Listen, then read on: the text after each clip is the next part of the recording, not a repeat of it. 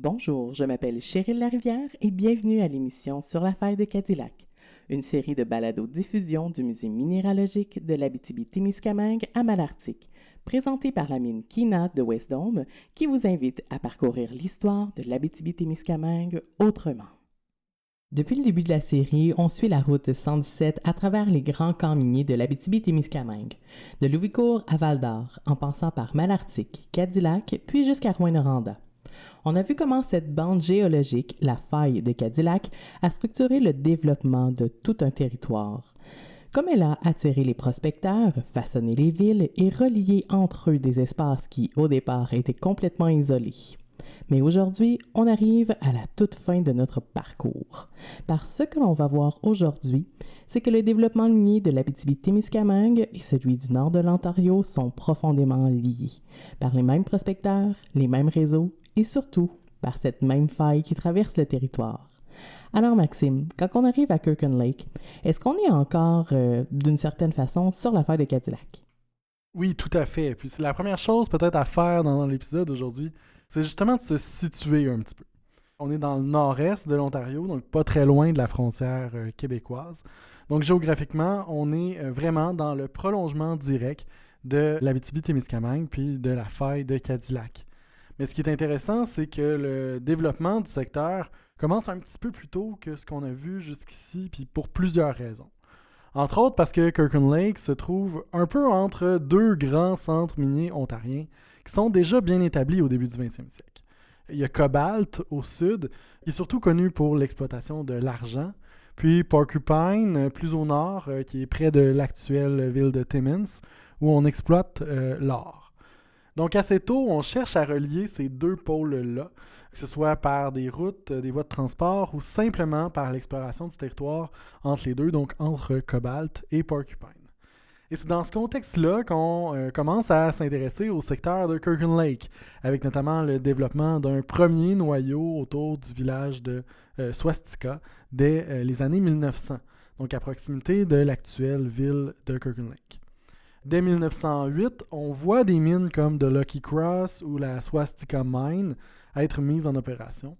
Reste que la particularité du secteur, c'est que la minéralisation est plus difficile à identifier parce qu'elle se trouve beaucoup plus en profondeur que dans des secteurs comme Cobalt ou Porcupine.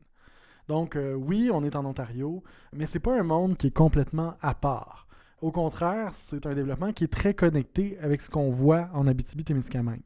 Il y a une circulation constante de prospecteurs, de capitaux, de connaissances entre le nord de l'Ontario puis l'Abitibi. On est vraiment dans une forme de vase communicant où les deux territoires évoluent ensemble plutôt que séparément. Donc même si on change de province, on reste dans le même réseau, en quelque sorte. Mais concrètement, ces liens-là, ils passent par quoi? Par les infrastructures ou déjà par les gens qui circulent d'un camp minier à un autre? Bien déjà, il y a tout un réseau de transport qui se met en place assez tôt puis qui relie concrètement les deux territoires. On peut penser par exemple au chemin de fer qui se développe à la fin des années 1920, donc notamment vers Rouyn-Noranda, on en a parlé longuement dans un précédent épisode, mais aussi aux routes qui commencent à structurer le territoire. Donc il y a une circulation bien réelle de matériel, de marchandises, mais aussi de travailleurs. Mais ce lien-là, il est encore plus ancien que ça. Parce que bien avant les infrastructures, ce sont les prospecteurs eux-mêmes qui circulent d'un territoire à l'autre. Ils suivent les indices, les découvertes, les zones prometteuses, sans se soucier des frontières comme on les conçoit aujourd'hui. Et ça, c'est particulièrement vrai dans un secteur comme celui de Kirkland Lake, qui devient rapidement un point de départ pour explorer plus à l'est, vers l'Abitibi. On a d'ailleurs un très bon exemple avec un prospecteur qu'on connaît bien ici, Edmund Horne. Avant de faire sa découverte à Rouyn-Noranda, Horne passe par le nord de l'Ontario, notamment dans le secteur de Kirkland Lake, où il va connaître un certain succès. C'est lui qui a découvert le gisement de la Kirkland Lake Townsite Gold Mine, qui entre en activité en 1917. Ça permet notamment à Horne de financer ses activités de prospection, mais aussi de se développer une connaissance du territoire. Et à ce moment-là, il faut se rappeler qu'on ne connaît pas encore vraiment la continuité de la faille de Cadillac. En tout cas, pas comme on la comprend aujourd'hui.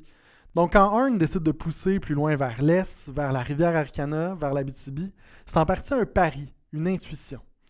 Et c'est finalement en revenant de ces expéditions-là qu'il tombe sur des indices autour du lac Ossisco, à Rouyn-Noranda, qui vont mener aux découvertes là, qu'on connaît et dont on a discuté, celles des gisements là, de la Noranda-Main à Rouyn.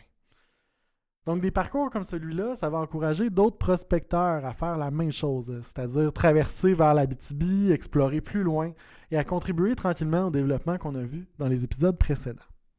Dans le fond, Horn, c'est un parcours qui fonctionne, mais j'imagine que c'est loin d'être représentatif de tous les prospecteurs de l'époque. Est-ce que c'est un milieu où il y a beaucoup de trajectoires différentes entre ceux qui réussissent à se faire une place et d'autres qui fonctionnent peut-être un peu moins bien? Justement, c'est un milieu où les parcours peuvent être complètement différents. On a tendance à retenir les grandes réussites, comme celle de Horn, mais dans les faits, chaque prospecteur a une trajectoire vraiment unique. Puis pour bien comprendre ça, on peut prendre deux exemples presque à l'opposé. D'un côté, il y a quelqu'un comme Bill Wright. Lui, c'est un ancien militaire qui va recevoir un lot de vétérans près de Porcupine. Puis un petit peu par hasard, une compagnie minière va racheter son terrain pour 30 000 $, ce qui est quand même une somme importante là, pour l'époque. Plutôt que de s'arrêter là, Wright va décider de réinvestir cet argent-là dans le domaine de la prospection, notamment du côté de Kirkland Lake. Et là, il fait une découverte, ma foi, assez exceptionnelle, de l'or directement à la surface, ce qu'on appelle de l'or natif. Et ça, c'est très rare dans ce secteur-là, où les gisements sont généralement plus profonds, là, comme je l'ai dit tout à l'heure.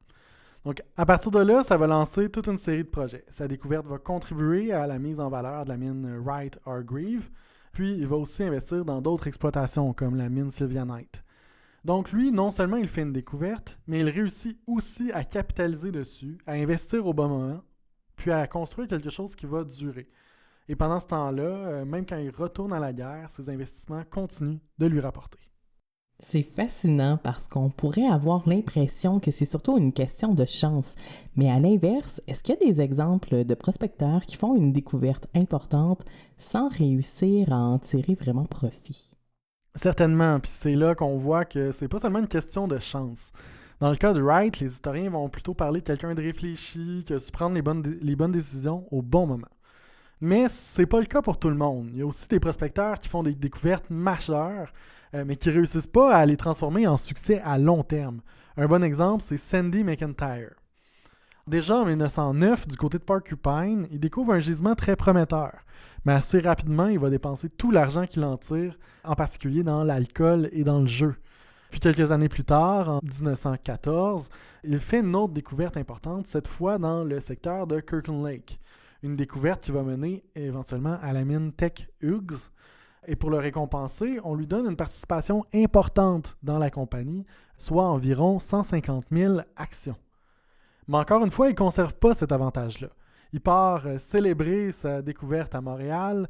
Il va vendre immédiatement ses actions pour environ 4 500 $, puis il va tout dépenser pour festoyer. Alors que quelques années plus tard à peine, ces mêmes actions-là lui auraient valu autour de 1,5 million de $. Donc on a vraiment deux trajectoires complètement opposées. D'un côté, quelqu'un qui construit sur ses découvertes, et de l'autre, quelqu'un qui les brûle presque aussi vite qu'il les a faites. On voit qu'il y a vraiment deux sortes de trajectoires, entre ceux qui savent capitaliser sur leur découverte et d'autres qui passent complètement à côté.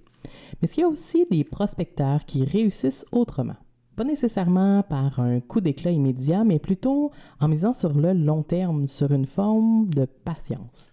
Oui, puis justement, Harry Oakes, c'est un très bon exemple de ça. Lui, c'est un Américain originaire du Maine qui arrive à Kirkland Lake avec très peu de moyens. En fait, il a juste assez d'argent pour se payer un billet de train. Puis une fois sur place, il travaille dans les mines du secteur de Swastika pour gagner sa vie. Mais en parallèle, il observe beaucoup. À un moment donné, il se rend compte qu'il y a des claims dans le centre de Kirkland Lake qui ont été abandonnés pour non-performance. Donc, des terrains que d'autres ont laissé tomber, mais que lui décide de reprendre. En les explorant, il tombe sur des indices intéressants, puis décide de les enregistrer à son nom. Sauf que le secteur, à ce moment-là, n'est pas encore pleinement développé. Il n'y a pas encore l'engouement qu'on va avoir un petit peu plus tard. Donc, plutôt que de vendre rapidement ou de passer à autre chose, Oakes fait un choix assez particulier. Il décide de rester sur place, littéralement. Il va habiter son claim. D'abord pour le sécuriser, puis surtout pour gagner du temps. Son idée, c'est d'attendre que l'intérêt pour le secteur augmente, puis d'être prêt pour quand les investisseurs vont arriver. Mais évidemment, ça reste précaire. Il y a peu de moyens, donc il doit trouver une façon de continuer. Et c'est là qu'il apprend qu'il y a d'autres terrains prometteurs qui sont ouverts à la prospection ailleurs dans le secteur. Comme la loi limite à ce moment-là le nombre de claims par personne, il fait venir ses frères pour l'aider. Ensemble, ils vont explorer ces nouveaux terrains dans des conditions assez difficiles, puis ils font une découverte importante. À partir de là, ils fondent une compagnie et mettent en valeur la mine Tough Oaks, qui devient la première mine en activité à Kirkland Lake autour de 1914. Et même si ce sont surtout ses frères qui vont s'occuper des opérations au quotidien, le succès de cette mine change complètement la donne. Ça génère des revenus, ça attire l'attention des investisseurs, puis surtout, ça confirme à Oaks que son intuition de départ, c'était la bonne, qu'il avait quelque chose à faire avec ses propres claims et qu'il pouvait lui aussi développer sa propre mine. Pendant que la Tough Oak commence à bien fonctionner avec ses frères, lui, il revient à son projet initial. Mais ce claim-là, qui semble moins prometteur au départ, qu'est-ce qu'il en fait concrètement? En fait, Cheryl, c'est là que son parcours devient encore plus intéressant. Parce qu'assez rapidement, Oaks se désintéresse un peu donc de la mine Tough Oaks pour revenir à son idée de départ, donc mettre en valeur son propre claim. Mais au début, ce terrain-là n'est pas particulièrement attirant. Il est situé dans une zone de granit rouge, alors que la plupart des prospecteurs, à l'époque, recherchent plutôt du schiste, donc une roche qui est plus friable, plus facile à exploiter. Donc pour plusieurs, ce n'est pas un secteur qui est très prometteur. Sauf que Oaks, lui, a une toute autre lecture, étant donné qu'il s'intéresse depuis sa jeunesse aux découvertes dans la prospection, et ce, à l'échelle mondiale. Donc il sait notamment que, parce qu'il se fait en Australie, que des gisements très riches peuvent se trouver dans ce type de roche-là, donc dans du granit rouge. Donc, encore une fois, il décide de faire preuve de patience. Il conserve ses claims, il continue à y croire, puis tranquillement, il réussit à rassembler du financement. D'abord avec des proches, donc des amis, de la famille, puis aussi avec certains investisseurs, dont Bill Wright, dont on vient de parler tout à l'heure. Donc ça lui permet de finalement lancer la mine Lakeshore en 1916. À partir de là, c'est un succès majeur. La mine devient la plus importante du secteur de Kirkland Lake, avec une production très élevée, très rentable. C'est vraiment un projet qui va marquer le développement du camp minier.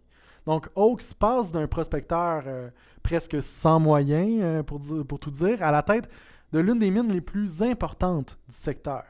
Mais, parce que évidemment il y a un mais, son histoire ne se termine pas de façon tout à fait classique. Dans les années 1930, il entre en conflit avec les autorités fiscales canadiennes qui lui réclament des sommes très importantes de taxes ou d'impôts non payés. Il décide donc de quitter le pays pour s'installer aux Bahamas et quelques années plus tard, en 1943, il est assassiné dans son manoir, vraisemblablement par son fils. C'est une affaire qui va faire énormément de bruit à l'époque. Même en pleine Seconde Guerre mondiale, ça fait la une des journaux en Ontario, ce qui montre à quel point c'était devenu une figure marquante du monde minier. C'est quand même un parcours assez incroyable, puisqu'on comprend à quel point des trajectoires individuelles comme celle-là peuvent influencer le développement d'un secteur. Et si on prend un peu de recul, est-ce qu'on voit à Kirkland Lake que c'est un modèle qui ressemble à ce qu'on observe en Abitibi-Témiscamingue? Autrement dit, est-ce que dans la même logique des prospecteurs, des découvertes, puis un développement qui s'accélère avec les mines et le contexte économique? Oui, en grande partie, on est effectivement dans une logique assez similaire à ce qu'on a vu en Abitibi-Témiscamingue. On retrouve les mêmes grandes étapes. La prospection, la mise en valeur des gisements, puis le développement des noyaux de population autour des mines. Mais la différence importante, c'est le moment où tout ça se met en place. À Kirkland Lake, le développement commence plus tôt. On n'attend pas les années 1930 et la hausse du prix de l'or pour rendre les projets rentables. Il y a déjà une exploitation minière active dès les années 1910, ce qui permet au secteur de se structurer plus rapidement sur le plan économique. Donc oui, la crise économique des années 30 va quand même jouer un rôle. Elle va stimuler encore davantage la production comme ailleurs. Mais ici, c'est pas le point de départ. C'est plutôt un facteur qui vient accélérer un développement qui est déjà bien enclenché. Et j'imagine que dans ce cas-ci aussi, la Seconde Guerre mondiale a des impacts sur une industrie qui est déjà très florissante dans les années 1930. Oui, puis c'est un cas intéressant parce que, contrairement à ce qu'on pourrait penser, la Seconde Guerre mondiale, c'est d'abord une période très prospère pour les mines à Kirkland Lake. À l'échelle du Canada, c'est un secteur majeur. Autour de 1940, près du quart de toute la production d'or du pays provient de Kirkland Lake. Donc, au début de la guerre, l'industrie tourne à plein régime. Mais en parallèle, il y a quand même des tensions importantes. D'abord, une grande partie de la main-d'œuvre quitte pour aller au front. On parle d'environ 1700 travailleurs qui s'enrôlent, ce qui crée une pression directe sur les opérations. Il y a aussi des grèves, notamment au début des années 40, liées aux conditions de travail. Et en même temps, les travailleurs ont d'autres options, notamment dans les usines d'armement, qui offrent des emplois stables et qui sont bien rémunérés. Donc même si l'industrie reste active, elle devient plus fragile. Et vers la fin de la guerre, il y a un tout autre changement majeur. L'or est déclaré comme une ressource non essentielle. Et ça veut dire que les mines d'or ne sont plus prioritaires pour l'accès à la main-d'œuvre ou au matériel, contrairement à d'autres métaux jugés stratégiques pour l'effort de guerre. Donc on passe d'une période très productive à une situation où plusieurs petites mines doivent fermer et où même les grandes donc doivent s'adapter.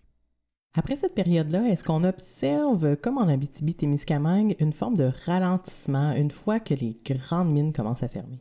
Oui, tout à fait, Cheryl. À partir des années 1950-1960, avec la fermeture progressive donc des grandes mines pionnières, on voit apparaître des difficultés économiques dans le secteur. C'est un phénomène qu'on a déjà observé ailleurs, en Abitibi-Témiscamingue. Là. Quand les mines qui ont structuré le territoire arrivent en fin de vie, ça crée un moment de transition qui peut être parfois assez difficile. Mais à Kirkland Lake, ce qui est intéressant, c'est que l'activité minière ne s'arrête pas complètement. Certaines exploitations prennent le relais. On peut penser par exemple à la mine Macassa, qui va regrouper progressivement les anciens terrains des grandes mines comme la Lakeshore ou la Wright Hargreaves, notamment sous la compagnie Lac Minerals. Il y a aussi d'autres projets comme la mine Adams qui vient maintenir une certaine activité dans le secteur. Donc on n'est pas dans une rupture totale. C'est plutôt une phase de réorganisation avec une industrie minière qui devient plus instable, plus cyclique aussi. Par exemple, la mine Macassa va ouvrir, fermer, puis rouvrir à plusieurs reprises à partir des années 80 en fonction du prix de l'or ou des conditions économiques. Donc oui, il y a un ralentissement, mais il y a aussi une capacité d'adaptation qui permet au secteur de continuer d'exister, même après la fermeture des grandes mines historiques. On comprend les variations à travers toutes les situations. Aujourd'hui, est-ce qu'il reste en fait de l'activité à Kirkland Lake par rapport aux mines? Oui, aujourd'hui, l'activité minière, elle est bien présente, mais c'est sûr qu'elle est organisée différemment. On retrouve notamment une compagnie qu'on connaît bien ici en Abitibi-Témiscamingue, Agnico Eagle. En 2022, elle a fusionné avec la Kirkland Lake Gold, ce qui lui a permis de consolider plusieurs propriétés importantes, autant en Ontario qu'à l'international. Dans le secteur de Kirkland Lake, ça inclut notamment la mine Macassa, qui est toujours en activité aujourd'hui. En parallèle, la compagnie poursuit aussi des projets d'exploration puis de développement, comme le projet Upper Beaver, qui pourrait devenir un site important dans les prochaines années. Et Agnico Eagle n'est pas la seule compagnie minière présente dans la région. On retrouve aussi d'autres entreprises comme Alamos Gold, qui exploite la mine Young-Davidson, un peu en périphérie du secteur. Donc, même si le paysage a beaucoup changé depuis les grandes mines pionnières, on voit que l'activité minière se poursuit avec de nouveaux acteurs, de nouvelles technologies, mais toujours dans la continuité de ce potentiel-là qui avait été identifié dès le début du 20e siècle. Donc, on comprend que l'activité minière se poursuit encore aujourd'hui, mais j'imagine que tout cet univers-là, le nord de l'Ontario, ses camps miniers, c'est encore beaucoup plus vaste que ce qu'on a pu aborder ensemble aujourd'hui. Si on veut aller un petit peu plus loin, est-ce que tu aurais des pistes à nous suggérer, Maxime? Oui, absolument, Cheryl. Puis en fait, avant de vous donner mes suggestions, simplement préciser, le nord de l'Ontario minier, c'est tout un monde en soi, puis ça vaut aussi pour l'Abitibi-Témiscamingue. Ce qu'on a fait ensemble dans toute la série, c'est vraiment effleurer la surface d'une histoire qui est particulièrement complexe. Donc pour les gens qui sont curieux, il y a beaucoup de choses à explorer, puis je les invite sincèrement à découvrir les diverses recommandations que j'ai faites au fil des épisodes. Pour le cas précis de Kirkland Lake, il y a un ouvrage de référence qui est seulement en anglais malheureusement, mais qui s'intitule Fortunes in the Ground de Michael Barnes, qui revient sur l'histoire des camps miniers de Cobalt, Porcupine et Kirkland Lake. C'est une référence tout simplement indispensable pour ce secteur-là. Et pour ceux qui préféreraient peut-être une ressource en français, il existe aussi l'exposition numérique intitulée le Miles of Gold et ses promesses, qui a été préparée donc par le Museum of Northern History, qui explore notamment le rôle des différentes communautés dans le développement de Kirkland Lake. Donc ça permet vraiment de prolonger tout ce qu'on a abordé aujourd'hui, de plonger un petit peu plus loin donc, dans cette histoire-là. Merci pour ces belles suggestions, Maxime. Merci beaucoup également de nous avoir accompagnés tout au long de cette série et de nous avoir guidés à travers cette histoire-là qui est à la fois géologique, humaine et profondément ancrée dans le territoire. Depuis le début, on a suivi la faille de Cadillac à travers les villes, les camps miniers, les projets, mais aussi à travers les parcours de ceux et celles qui ont contribué à bâtir la région. Et ce qu'on réalise en arrivant jusqu'à Kirkland Lake, c'est que cette histoire ne s'arrête pas aux frontières. Elle se prolonge, elle se transforme, mais elle reste profondément connectée. Donc merci encore Maxime pour tout ce partage et merci à vous chers auditeurs et chères auditrices d'avoir été des nôtres pour notre périple sur la faille de Cadillac.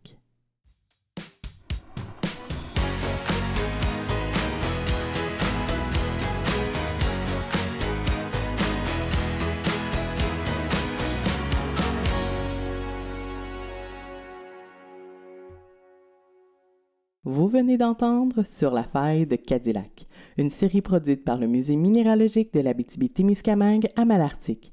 Cette émission en balado-diffusion est présentée par Westdome Minkina avec le soutien de CEMAC Tyson, d'Eldorado Gold Québec, du projet minier Novador de Fresnillo PLC, de Ressources Cartier, Ressources Falco, de la mine Westwood Diam Gold, de Sébastien Lemire, député d'Abitibi-Témiscamingue, de Mendigold Masti, député d'Abitibi Bay James Nunavik Ioux et Pierre Dufour, député d'Abitibi-Est. Cet épisode est rendu possible grâce au travail de recherche et de rédaction exécuté par Félix Lemieux, assistant de recherche au musée et candidat à la maîtrise en histoire à l'Université de Sherbrooke, et réalisé par Maxime Bolduc, coordonnateur des expositions et responsable du développement de projets au musée. Également doctorant en études culturelles à l'Université de Sherbrooke. La musique est une réalisation de Jérémy Tessier du studio Cohérence.